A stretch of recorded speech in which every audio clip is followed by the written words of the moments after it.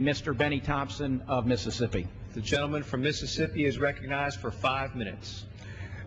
Thank you very much, Mr. Speaker.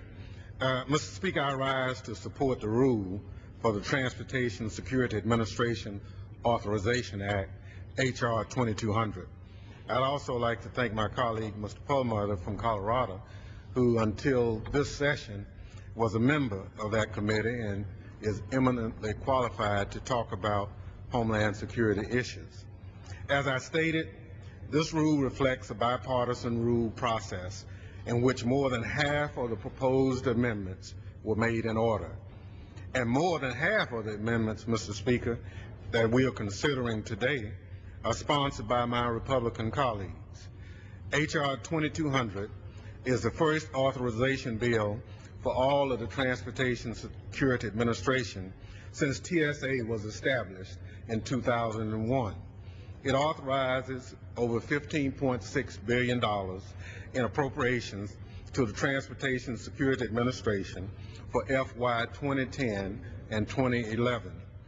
The product of months of bipartisan negotiations, H.R. 2200 was drafted with significant contributions from both Democratic and Republican members of the committee, industry stakeholders, labor representatives, the Government Accountability Office, and the Department of Homeland Security Inspector General's Office. With the change in administration, TSA is at a crossroads. It has to decide how to allocate its resources going forward and who it wants to be. For the first 8 years, TSA acted like the Aviation Security Administration more than the Transportation Security Administration. This bill takes important steps to bring greater resources and support for the much neglected surface transportation security mission. On the aviation side, this bill greatly improves aviation security in not only commercial aviation, but also general aviation. Specifically, the bill establishes an Aviation Security Advisory Committee, an Air Cargo Working Group, and a General Aviation Security Working Group to ensure robust and meaningful stakeholder input. Also, Mr. Speaker, in the area of general aviation, the bill authorizes $10 million for a new grant program to enhance perimeter security, airfield security, and terminal security at general aviation facilities. And I fully support and believe this provision will be strengthened even more with the passage of an amendment that the gentleman from Arizona, Mr. Flake, is expected to offer. It would require the issuance of these grants to be competitive and risk-based. The allocation of scarce federal funds, specifically those from TSA, should be based on risk. Section 102 of the bill actually requires TSA to report to Congress on the extent to which it is allocating transportation security resources on the basis of risk. The bill, Mr. Speaker, also is forward and make great strides, most notably with respect to biometrics.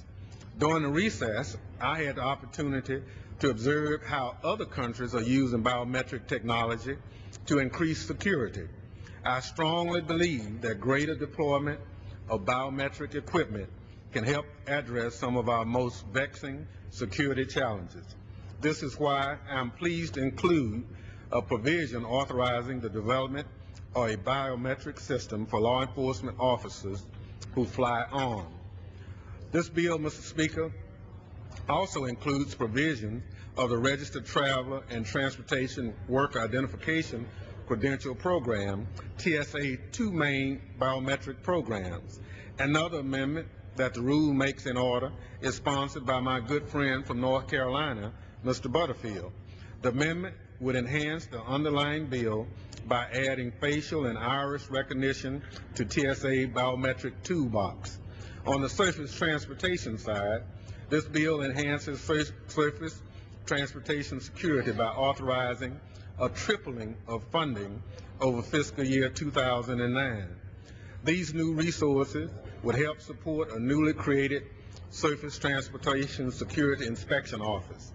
This office would be responsible for training and managing inspectors that work in the field and assist surface transportation operators with security inspections.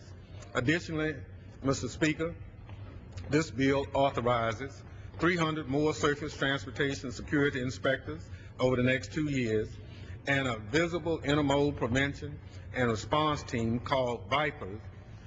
2 additional minutes. Yes. The gentleman is recognized for 2 additional minutes. I yield the gentleman 2 more minutes. Thank you, Mr. Perlmutter. H.R. 2200 also authorizes the creation of a Transit Security Advisory Committee, or TSAT, a passenger carrier security working group, and a freight rail security working group to provide robust stakeholder input to TSA on security policies that impact this sector. Given TSA's limited experience in this sector, I would expect it to be relying heavily on these groups. Another major provision that I was particularly pleased to include would streamline the security licensing for truckers. Ms. Jackson Lee, lead sponsor of this bill, and I have been working with other committee colleagues, Mr. Lundgren, for years on this issue, and finally we have a vehicle to move key provisions in the Safe Trucker Act. These provisions address redundant background security checks, which have learned and are draining of financial resources on transportation workers. I'm committed to marking up H.R. 1881, the Transportation Security Workforce Enhancement Act of 2009, later this summer, which will provide collective bargaining rights for the TSA workforce. To me, the unfinished business of the 9/11 Act was the granting of these rights to the men and women who are the backbone of TSA. I'm hopeful that these changes in the White House and at the front office at DHS will ensure that we are successful this time around. In closing, Mr. Speaker, I ask my colleagues to support the rule and the underlying bill and yield back the balance of my time. Gentleman from Colorado reserves his time. The gentleman from Florida. Speaker, it's my